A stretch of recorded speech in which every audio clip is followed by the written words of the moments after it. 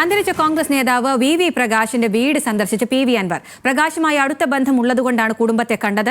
ആര്യാടൻ ഷൗക്കത്ത് ആദ്യം വോട്ട് ചോദിക്കാൻ വരേണ്ടത് ഇവിടെ ആയിരുന്നില്ലേ എന്നും സന്ദർശന വേളയിൽ അൻവർ ചോദിച്ചു. UDF കൺവെൻഷനിൽ പാണക്കാട് കുടുംബം പങ്കെടുക്കാത്തത് കുടുംബത്തെ VD സതീശൻ അവഹേളിച്ചതിനാലെന്നും പി വി അൻവർ. ഞങ്ങൾ നല്ല അടുപ്പത്തിലാണ്, ഇപ്പോഴും നല്ല സ്നേഹത്തിലും അടുപ്പത്തിലാണ്. ഇപ്പൊ ഈ പറയപ്പെടുന്ന സ്ഥാനാർത്ഥി UDFന്റെ സ്ഥാനാർത്ഥി ഇവിടെ നിന്ന് വന്നിട്ട് വോട്ട് ചോദിക്കട്ടെ, എന്താ അദ്ദേഹം ഇവിടെ വരാതിരുന്നത്? അദ്ദേഹം ആദ്യം വോട്ട് ചെയ്യിക്കാൻ വരേണ്ട സ്ഥലം ഇവിടെ ഇല്ലേ? അതിന്റെ ധാർമ്മിക ഉത്തരവാദിത്വം അദ്ദേഹത്തിനില്ലേ? പിന്നെന്താ വരാതിരുന്നത്? ഇപ്പോഴും എന്താ ഈ ഗേറ്റ് കയറാൻ കഴിയാത്തത്? പാണക്കാട് തങ്ങന്മാര് ഇന്ന് UDFന്റെ ഔദ്യോഗിക KC വന്ന കൺവെൻഷനല്ലേ പറയുന്നത്.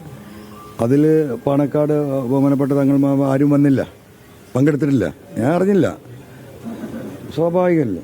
ഈ സതീശന്റെ കാലഘട്ടത്തിലല്ലാതെ ഈ മുതിർന്ന നേതാക്കന്മാരെ മുഴുവൻ ഈ കോലത്തിലാക്കിയത്. അപ്പോൾ ആ രീതിയിൽ അവഹേളിക്കപ്പെടുമ്പോൾ പാണക്കാട് തറവാട്ടെന്ന് ഇന്നൊരു പക്ഷേ അവർക്ക് വരാൻ കഴിഞ്ഞിട്ടുണ്ടാവില്ല.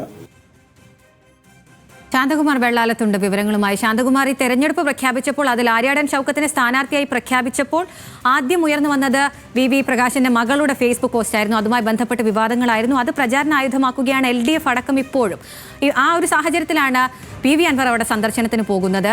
അദ്ദേഹം വലിയൊരു ആരോപണം ആര്യാടൻ ഷൗക്കത്തിനെതിരെ ഉന്നയിക്കുന്നുമുണ്ട്. മാത്രമല്ല, പാണക്കാട് കുടുംബവുമായി ബന്ധപ്പെട്ട വിവാദങ്ങൾക്ക് VD സതീശനാണ് കാരണമെന്ന ഒരു കാര്യം കൂടി അദ്ദേഹം ആരോപിക്കുന്നു. എന്തൊക്കെയാണ് വിശദാംശങ്ങൾ? അത് തന്നെയാണ് അഖില. പി വി അൻവർ ആര്യാടൻ ഷൗക്കത്തിനെ സമ്മർദ്ദത്തിലാക്കാനുള്ള എല്ലാ വഴികളിലൂടെയും തന്നെയാണ് പി വി അൻവർ പോകുന്നത്. അത് തന്നെയാണ് ഇപ്പോൾ ഇന്ന് നമ്മൾ വി പ്രകാശിൻ്റെ വീട്ടിൽ സന്ദർശനം നടത്തുന്ന പി വി അൻവറിനെ കാണുന്നത്.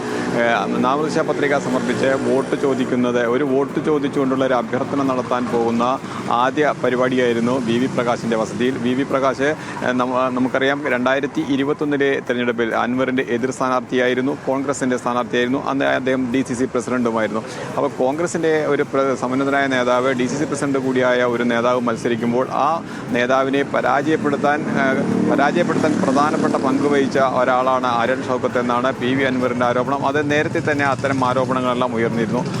അവയെല്ലാം ശരിവെക്കുന്ന വിധത്തിൽ തന്നെയാണ് പി വി അൻവർ ഇന്ന് ആ കുടുംബത്തെ നേരിട്ട് കാണാൻ പോകുന്നു, വോട്ട് അഭ്യർത്ഥിക്കാൻ പോകുന്നു. ആ കുടുംബവുമായുള്ള നേരത്തെയുള്ള ബന്ധം പുതുക്കാനാണ് തന്നെയാണ് പോകുന്നത് എന്നാണ് അദ്ദേഹം പറയുന്നത്. എങ്കിലും ആര്യാടൻ ഷൗക്കത്തിനെ സമ്മർദ്ദത്തിലാക്കാനുള്ള എല്ലാ വഴികളും അതുതന്നെയാണ് ഇപ്പോൾ പി വി അൻവർ നടത്തുന്നത്. അതായത് ഇവിടെ ഇപ്പോൾ LDFനെ എതിരെ സമ്മർദ്ദത്തിലാക്കുന്നതിനേക്കാൾ കൂടുതൽ അത് കോൺഗ്രസ് സ്ഥാനാർത്ഥിയെ UDFനെ സമ്മർദ്ദത്തിലാക്കുന്ന രീതിയിലേക്കാണ് പി വി അൻവറും തൃണമൂൽ കോൺഗ്രസും പോകുന്നത് എന്ന് തന്നെയാണ് അതൊന്നും വ്യക്തമാണ്. വരും ദിവസങ്ങളിലും ഇത്തരം കാര്യങ്ങളെല്ലാം ഇത്തരം രീതികളിലുള്ള അദ്ദേഹത്തിൻ്റെ ആരോപണങ്ങളും ആക്ഷേപങ്ങളും അദ്ദേഹത്തിൻ്റെ ഇത്തരം സന്ദർശനങ്ങളും എല്ലാം പ്രതീക്ഷിക്കാവുന്നതാണ്. ഒപ്പം തന്നെയാണ് അതുപോലെ തന്നെയാണ് ഇന്ന് പാണക്കാട് കുടുംബങ്ങളൊന്നും UDF കൺവെൻഷൻ പങ്കെടുക്കാത്തതിൻ്റെ കാരണത്തെക്കുറിച്ച് അദ്ദേഹത്തെ ചോദിക്കുമ്പോഴും അത് VD സതീശൻ ഉള്ളിടത്തോളം കാലം അത്തരം അനീതികൾ, അത്തരം സംഭവങ്ങളൊക്കെ ഉണ്ടാവാം.